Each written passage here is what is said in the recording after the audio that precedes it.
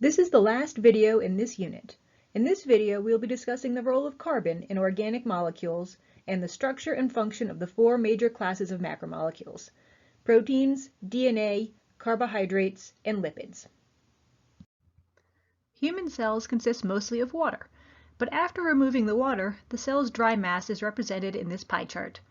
The four major elements are carbon, oxygen, hydrogen, and nitrogen, making up 94% of the dry mass of the cell, with a variety of other elements playing necessary roles, but at much lower concentrations. Carbon is the most prevalent element because it makes up the backbone of the major macromolecules of the cell. Carbon atoms are able to combine with many other atoms in multiple orientations, building a variety of molecules called organic molecules. As we learned in the last video, carbon contains 6 electrons, which when organized into electron shells leaves 4 valence electrons in the outer shell. In order to get to the desired 8 electrons, carbon is able to form 4 different covalent bonds by sharing electrons with other atoms. For example, in the nonpolar molecule methane, which has the chemical formula CH4, each of the 4 valence electrons of carbon shares a new molecular orbital with the electron of one of the hydrogen atoms, forming 4 covalent bonds. Due to the shape of the orbitals, carbon is in the center, forming a tetrahedron, represented in 3 different ways. The basic structural formula shows the 2-dimensional representation of the 3-dimensional structure, but the ball and stick, or space-fill model, better display the true tetrahedron shape of methane, with the 2 back hydrogen pointing back into the screen and the front hydrogen pointing out at you, the viewer. It is the tetrahedron shape, with bonds being able to be built in 4 directions, that contribute to the important structural diversity of carbon-based molecules. Carbon-containing molecules form many structures, such as linear chains or ring shapes. Oftentimes it becomes tedious to draw all the carbon-hydrogen bonds in a molecule, so we simplify structures by omitting the hydrogens and using lines to represent a carbon atom. You can see in the linear structure that there are 7 carbons: 1, 2, 3, 4, 5, 6, 7, matching the chemical formula.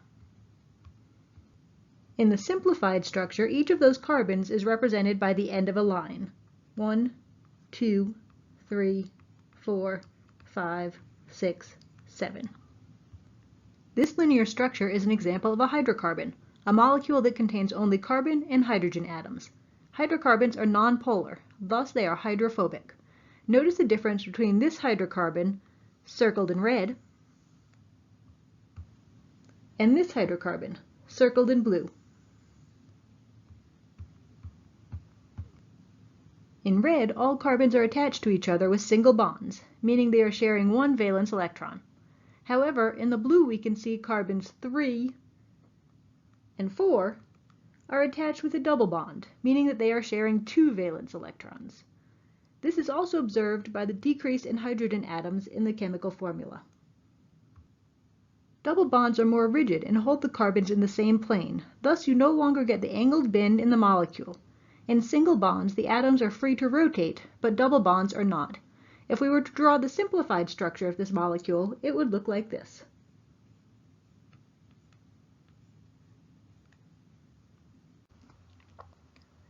It is not only the number and type of atoms present in a molecule that are important. The arrangement of atoms is also important for the molecule's function. You can see here we have 2 different molecules. These are amino acids: isoleucine and leucine. The chemical formula is identical, indicating that these 2 molecules contain the exact same atoms in the same proportions. They each have 6 carbons, 13 hydrogens, 2 oxygens, and 1 nitrogen atom. However, the molecules themselves are not the same, because the arrangement of those atoms are different. Remember, shape equals function, so the different arrangement provides different functional properties to these 2 molecules. Molecules with the same chemical formula, but different atom arrangements, are called isomers. Cellular processes depend on 4 main classes of carbon-based molecules: proteins, nucleic acids, carbohydrates, and lipids. These key molecular classes are often called macromolecules. We will look at the structure of each macromolecule in detail. Proteins are a highly diverse class of macromolecules with many different functions in the body. While many people associate protein with muscle and muscle movement, that is only one key function of proteins. They also function as enzymes that allow every chemical reaction in your cells to occur.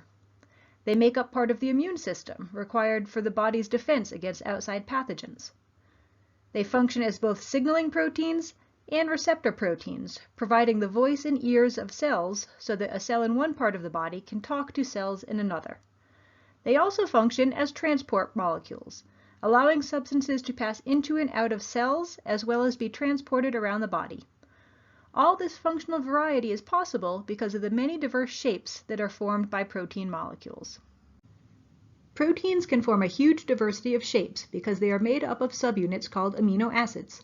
There are 20 different amino acids that are used to build all the proteins in the body, similar to how there are 26 letters in the alphabet used to build all the words and sentences in your textbook. Although 20 subunits are different, they have the same general backbone structure, which you must know.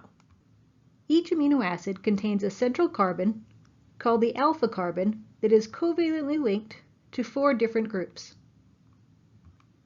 To the right is a carboxyl group. Carboxyl groups contain a carbon double bonded to an oxygen and single bonded to a separate oxygen with a hydrogen.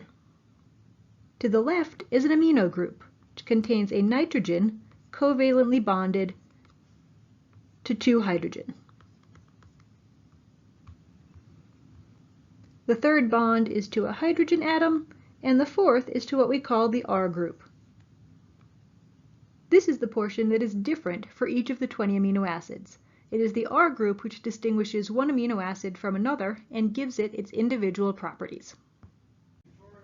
When one amino acid is covalently attached to another amino acid to form a chain, they make a protein, also called a polypeptide. This linkage occurs when the carbon atom from the carboxyl group of one amino acid forms a covalent bond to the nitrogen of the amino group of another amino acid. When this occurs, the OH group from the first amino acid and a hydrogen from the second amino acid are removed, forming a molecule of water. The formation of water gives this type of reaction a specific name, called a dehydration reaction.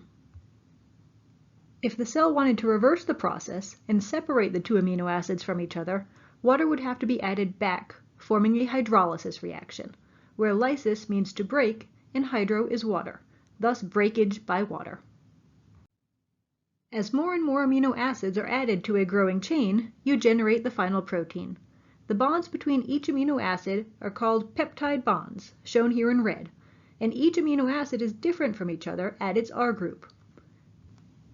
If we change the picture, we can now see the atoms involved in some of the R groups. For example, amino acid 1 has an R group composed of 1 carbon and 3 hydrogens, but amino acid 3 has an R group with a large ring structure and a hydroxyl group. The chemistry of these 2 R groups will be different from one another because of the atoms they contain and their structure. We will come back to R groups and proteins in Chapter 4. While proteins as a class of molecules have many different functions in the body, the function of nucleic acids centers around genetic information. Nucleic acids are involved with the storage of genetic information and passing it to the next generation of cells, as well as transmission of the genetic information to generate proteins in the cell. There are 2 main types of nucleic acids. Deoxyribonucleic acid, also called DNA, represented by the top picture, and ribonucleic acid, also called RNA, represented by the bottom picture. Similar to how amino acids are the building blocks of proteins, nucleotides are the building blocks of nucleic acids. Nucleotides are composed of 3 components: a 5-carbon sugar made of either ribose or deoxyribose, depending on if it is RNA or DNA, a base containing nitrogen, often called a nitrogenous base, attached to the first carbon of the sugar molecule, called the 1' carbon. Notice that the atomic structure of the base is not depicted here. The third component of a nucleotide is a phosphate group, attached to the 5' carbon of the sugar molecule. You should notice that the ribose of the RNA nucleotide differs from the deoxyribose of the DNA nucleotide at the 2' carbon, where in ribose there is a hydroxyl group, and in DNA there is a hydrogen. This is where the name deoxy comes from. It is the loss of oxygen. While there were 20 different amino acids that could be attached together to make a protein, there are only 4 different nucleotides. Each nucleotide differs depending on the nitrogenous base it contains. There are 2 main classes of nitrogenous bases: pyrimidine bases with 1-ring structures and purine bases with 2-ring structures. While you do not need to memorize the structure of each base, you do need to know which bases are purines and which are pyrimidines. Nucleotides that make up DNA can contain the bases adenine, guanine, cytosine, and thymine, while nucleotides that make up RNA can contain the bases adenine, guanine, cytosine, and uracil. Individual nucleotides are joined together with a covalent bond to build a strand of nucleic acid. This occurs when the phosphate group of one nucleotide is joined to the 3' carbon on the sugar group of another nucleotide. This results in the loss of the 3' OH and a hydrogen from the phosphate. So this is another example of a dehydration reaction. The resulting bond between the 2 nucleotides is called a phosphodiester bond. You should note here that there is an orientation to nucleic acid strand because the 2 ends do not look the same. One end contains the phosphate group attached to the 5' carbon. This is called the 5' end, while the other ends with the ribose sugar and is called the 3' end. The structure of DNA consists of 2 strands of nucleotides twisted around each other in the form of a double helix. The sugar-phosphate backbones wrap around the outside, and the bases form the rungs of the ladder up the middle, holding the 2 strands together. The bases interact with what is called complementary base pairing, using hydrogen bonds. Complementary base pairs are always the same, with adenine binding to thymine using 2 hydrogen bonds, and guanine binding to cytosine with 3 hydrogen bonds. We will talk more about DNA and RNA in the next chapter. Carbohydrates have 2 key functions. Their main function is a source of energy for cells. Carbohydrates have gotten a bad rap in the popular press, with many fad diets removing them. However, they are important for your cell's main day-to-day energy source. In fact, certain cells in your body, such as your brain cells, can only use glucose, the building block of many carbohydrates, as their energy source. In certain organisms, such as plants and insects, carbohydrates also form structural components such as cell walls and exoskeletons. Carbohydrates are molecules that are composed of carbon, hydrogen, and oxygen. Similarly to the other macromolecules we have discussed, carbohydrates are long chains of individual units. They are scientifically called polysaccharides and are made of individual subunits called monosaccharides. Saccharide is the scientific word for sugar. Thus, monosaccharides are 1 sugar unit and polysaccharides are many units. Shown here are the 3 most common monosaccharides, with glucose being the most important of the 3. You should notice that these are all isomers of one another. They all have 6 carbons, 12 hydrogens, and 6 oxygens. However, they are arranged slightly differently. The hydroxyl group on the 4th carbon is on the left in galactose, but on the right in glucose, while the C double bond O is on the 2nd carbon in fructose, but on the 1st carbon in glucose and galactose. These monosaccharides can be attached together in various combinations to make sugars you are familiar with. A disaccharide of glucose and galactose is called lactose, or milk sugar. A disaccharide of glucose and fructose is called sucrose, or common sugar that you would typically put in your coffee or tea.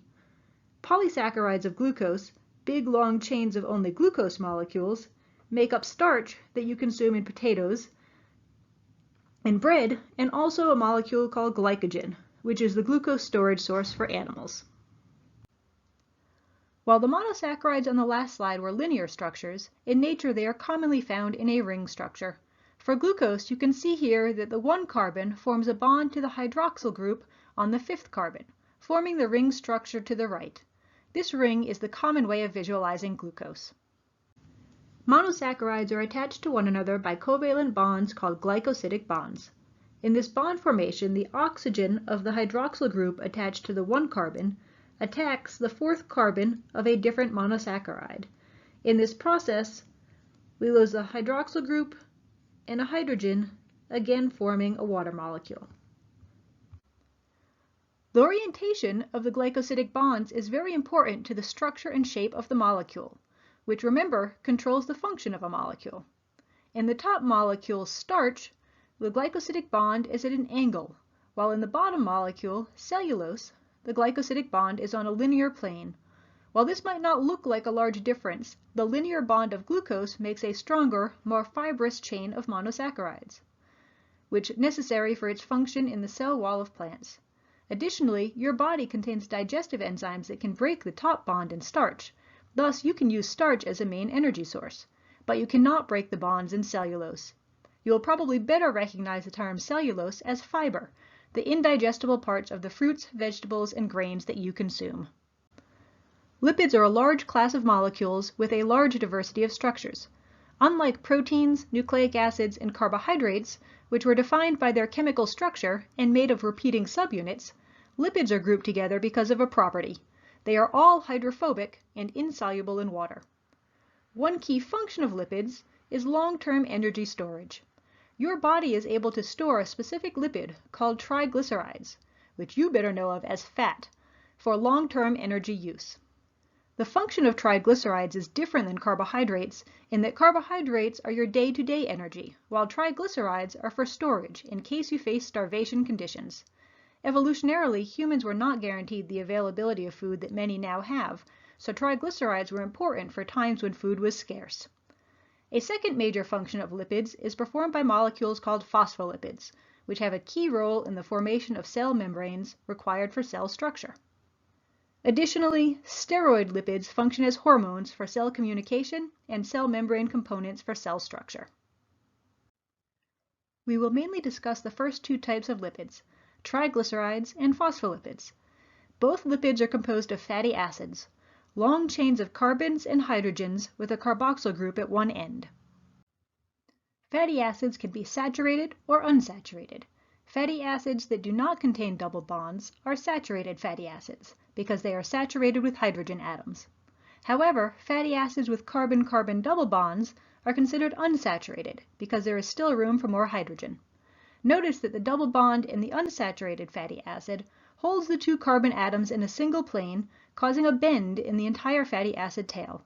These bends gives unsaturated fatty acids a different shape compared to saturated fatty acids. As mentioned before, triglycerides are lipids used for energy storage. They contain a 3-carbon glycerol molecule with a fatty acid attached to each of the carbon molecules.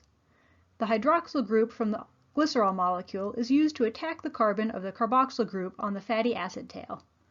Because they are hydrophobic, a large number can be packed together into a small volume, making triglycerides a very efficient form of energy storage.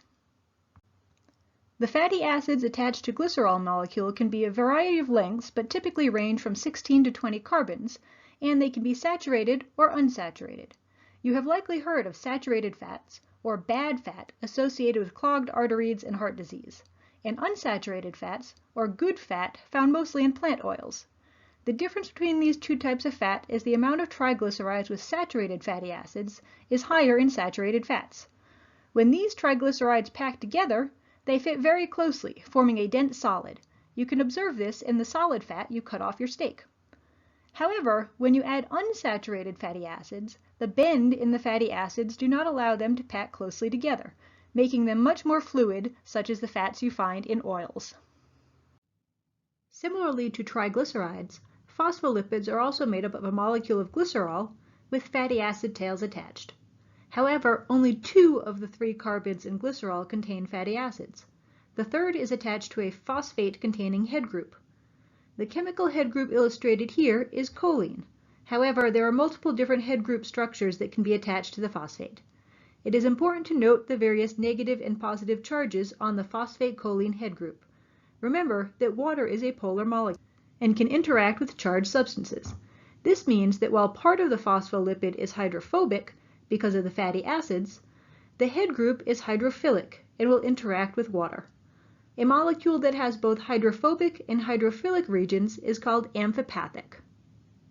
This structural property is necessary for phospholipids to perform their function as the major component of cell membranes. Cell membranes are composed of two layers of phospholipids. Phospholipids are often depicted with the head group as a circle with two tails for the fatty acids. Since the body is an aqueous environment, the fatty acid tails do not want to be associated free in the cell. Instead, a bilayer forms, where the tails of one phospholipid associate with the tails of a second phospholipid. This interaction forms what is called the lipid bilayer that makes up the cell membrane. This bilayer will be discussed further in Chapter 5.